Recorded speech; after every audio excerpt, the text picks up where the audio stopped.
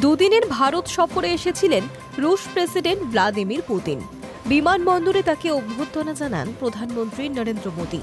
তারপর থেকেই তার সফরের প্রত্যেকটি খুঁটিনাটির দিকেই নজর ছিল ওয়াকিবহল মহলের।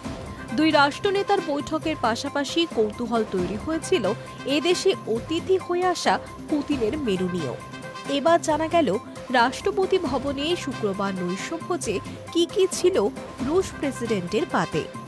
নিরামিষ খাবারের এলাহি আয়োজনের মধ্যে ছিল মোমো থেকে নানা ধরনের কাবাব, ডাল তারকা প্রভৃতি। মেনুর প্রথমেই ছিল দক্ষিণী স্যুপ, মুরুঙ্গেলাই চারু, পাশাপাশি ছিল কাশ্মীরের পদ কুচ্চিদুন চেতিন, কালে চানে কে শিকামপুরি, এক ধরনের কাবাব, নিরামিষ মোমোর সঙ্গে চাটনি। এরপর ছিল মেন কোর্স। সেখানে ছিল জাফরানি পনির রোল, পালক মেথি মটর শাক, তন্দুরি ফারওয়ান আলু, আচারি বেঙ্গন, হলুদ ডাল তড়কা, জাফরানি পোলাও। এখানেই শেষ নয়, মিষ্টি মুখের অঢেল আয়োজনও ছিল, যার মধ্যে ছিল বাদামের হালুয়া, কেশর পেস্তা কুলফি, গুড় সন্দেশ, মুরাক্কু। সঙ্গে ছিল তাজা ফল, আচার আর স্যালাড। পানীয়র মধ্যে ছিল ডালিম, কমলা, গাজর এবং আদার রস।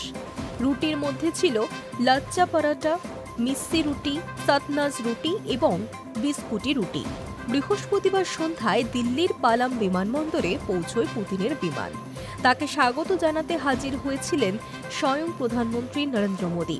কেবল তাই নয়, নিজের গাড়িতেই তাকে সঙ্গে নিয়ে রওনা দেন 7 লোককল্যাণ মার্গের উদ্দেশ্যে।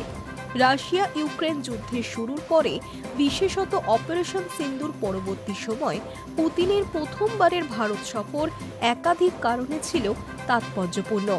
শুক্রবার রাত 9টার পরে মস্কোর উদ্দেশ্যে উড়ে যায় তার বিমান।